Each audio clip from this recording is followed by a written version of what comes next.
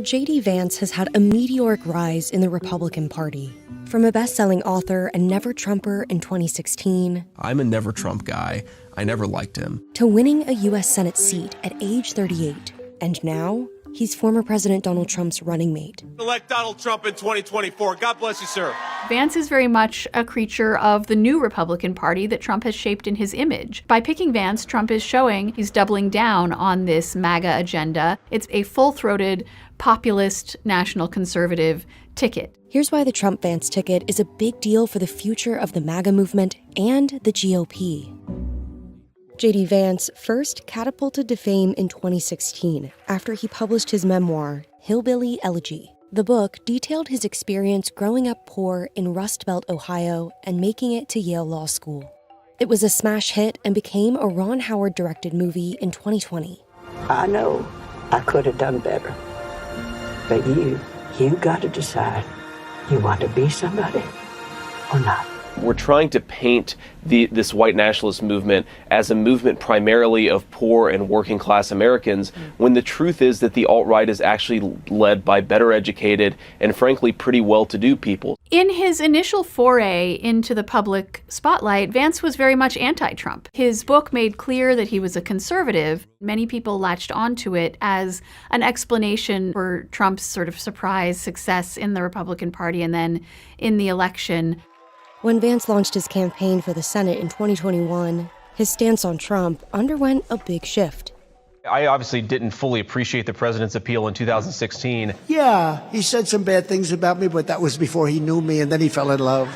He even described himself to me in one interview as a flip-flop flipper on Trump, saying that he had similar policy views but was against Trump as a person until he realized that Trump was advocating for the policies that he supported. While running for Senate, Vance was one of several pro-Trump candidates in the primary.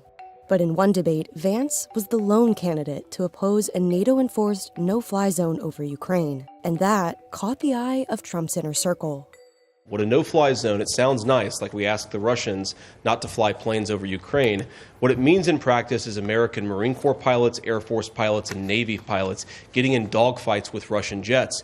Which the problem with that is it's not in our vital national interest. That impressed Donald Trump Jr., and he began advocating for Vance's candidacy, including with his father.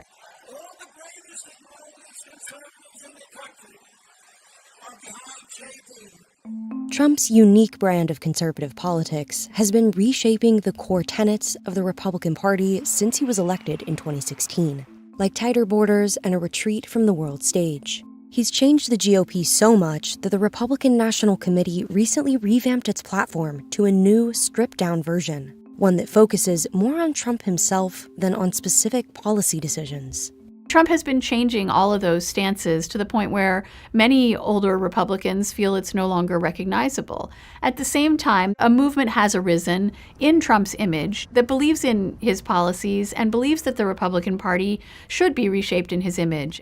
Believers in this movement, referred to as the New Right or National Conservatives, take Trump's impulses and turn them into doctrine. Vance has become one of their leading voices. The American people, again, they need people who put the interests of their own citizens first, of our own citizens first, and that's what this entire movement is all about, and I think that's what the Trump presidency will be about if we give him another shot, as I expect that we will. When Trump selected Mike Pence to be his running mate, that was a pick very much intended to reassure Republican voters. Pence, being a traditional conservative, an evangelical Christian, was someone who regular Republicans who saw Trump as sort of an arriviste in their party could look at Pence and say, all right, that's someone I can trust. Fast forward to 2024, it's clear that Trump no longer sees a need to share power with that wing of the Republican Party. Right after Trump's attempted assassination in July, Vance was one of the first Republicans to publicly cast blame at the Biden campaign for the shooting. As Republicans unite around the Trump-Vance ticket after the July 13th attack, Democrats remain in disarray following President Biden's disastrous debate performance in June. Biden has vowed to stay in the race despite continuing calls from fellow Democrats to step away from his place at the top of the ticket.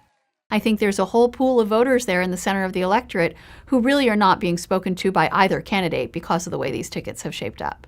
Senators Marco Rubio from Florida and Tim Scott from South Carolina were also contenders on Trump's VP shortlist.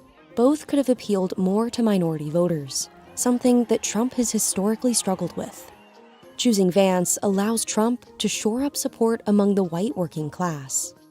Ohio is also part of the Rust Belt, and the most crucial states in this election are those Rust Belt states. That white working class vote is a vote that is also very crucial throughout those Rust Belt battlegrounds. There is a hope by some of Vance's backers and some on Trump's team that he could potentially galvanize those voters even more than Trump already does to juice Republican turnout in those states.